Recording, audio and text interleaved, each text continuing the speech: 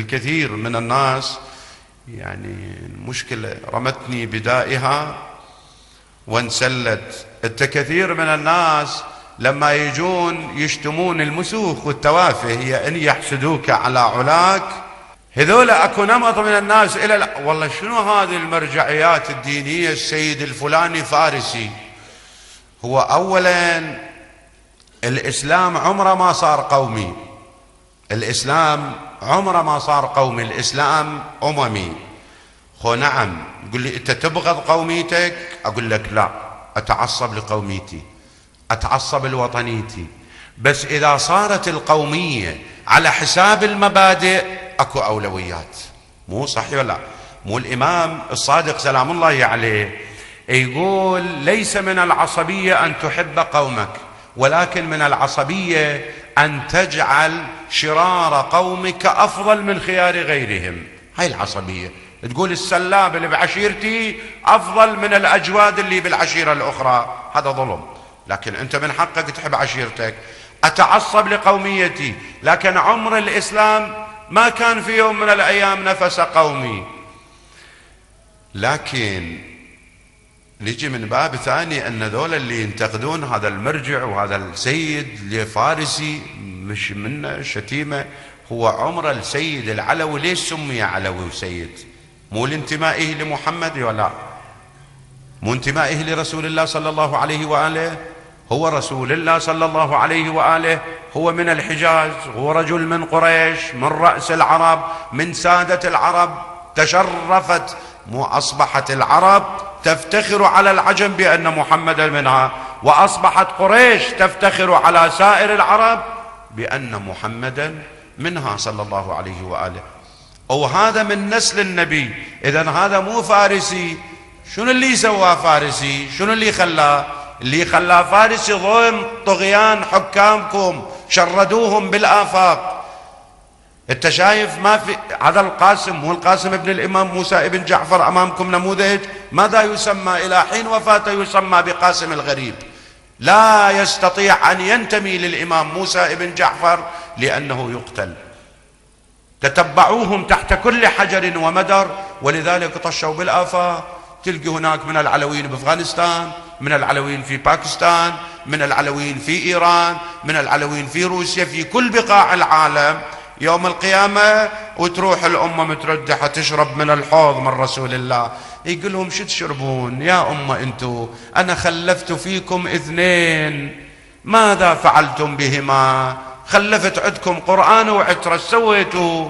يقولون لعم الكتاب خلفناه خلف ظهورنا، إذا ما جئت ربك يوم حشر فقل يا رب مزقني الوليد، وأما العترة أبدناهم من جديد الأرض. شايف الجواب شلون راح يكون؟ إذن هذه العلويين راحوا بالآفاق من طغيان الحكام، من أمويين، من عباسيين، من سلاجقة، من تتر، من ذيول الأتراك، إلى يومنا هذا أتباع المذهب من علويين وغير علويين هم أصبحت رؤوسهم هتف يتبارى لاصطيادها الأعداء. فشاهد الحديث النبي صلى الله عليه وآله وسلم أقل وفاء له أن نحترم العترة، واثنين الوفاء اللي يقول عنا القرآن الكريم إن الله وملائكته يصلون على النبي يا أيها الذين آمنوا صلوا عليه وسلموا تسليما.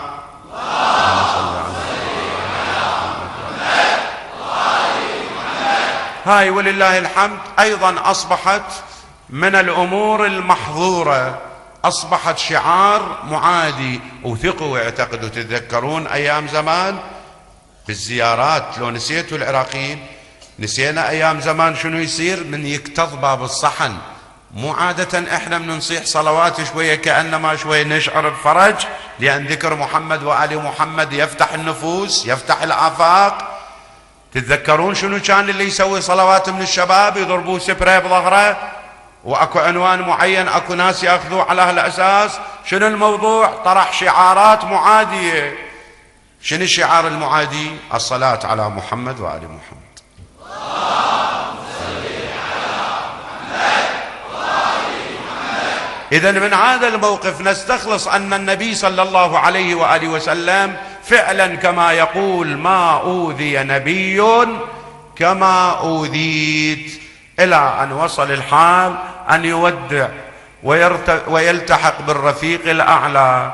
هو طبعا على مضض من الأمة، الناس كانت مقتسمة إلى ثلاث: المشرك المتمسك بالشرك، والمؤمن الخالص وهم الأقلية، والناس المشوبة بالنفاق.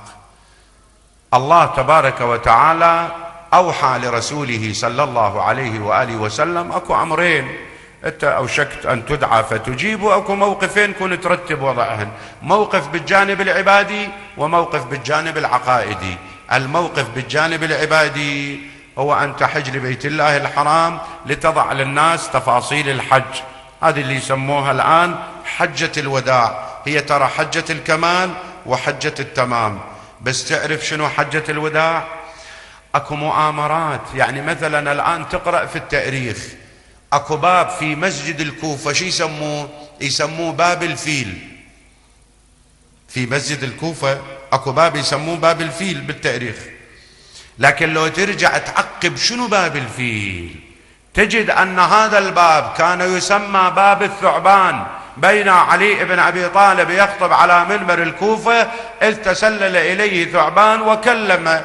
بس هاي مو فرد مشكلة، احنا ما جاي نروي خرافة.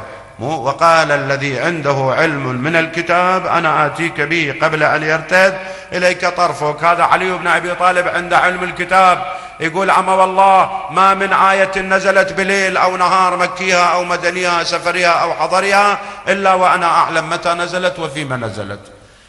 والقرآن يقول: وإن من شيء إلا يسبح بحمده ولكن لا تفقهون تسبيحهم. فعلي بن أبي طالب عنده علم الكتاب ويفهم تفقيل تسبيح المخلوقات. فالشاهد كلمه الثعبان. ظلت الناس تتداول باب الثعبان، قالوا هاي ما يصير منقبة تبقى علي بن أبي طالب تذكر على طول الخط. أيام الحجاج جابوا فيل ربطوه بهذا الباب وربطوه أسبوع زمان. الناس مو تطب وتطلع. منين طبيت؟ من باب الفيل. طلعت من باب الفيل، إلى أن ألغوا تلك المنقبة لعلي من الذاكرة، وأخذ الآن المكتوب يسمى باب الفيل. حجة الوداع. شنو حجة الوداع؟ النبي صلى الله عليه وآله وسلم حج هذه الحجة ورجع من بعد ما طلع من مكة. هبط عليه الوحي: إن الله يأمرك بالولاية لعلي، بأن تبلغ بالولاية لعلي. أبدأ التحفظ. نزل جبرائيل مرة أخرى، أبدأ التحفظ. نزل في غدير قوم: يا أيها الرسول بلغ ما أنزل إليك من ربك وإن لم تفعل فما بلغت رسالته والله يعصمك من الناس. وجمع وبلغ لعلي بن أبي طالب وأبويا أمير المؤمنين. ونزلت الآية الكريمة: اليوم أكملت لكم دينكم وأتممت عليكم نعمتي ورضيت لكم الإسلام دينا. إذن كمل الدين وتمت النعمة بولاية علي بن أبي طالب سلام الله عليه.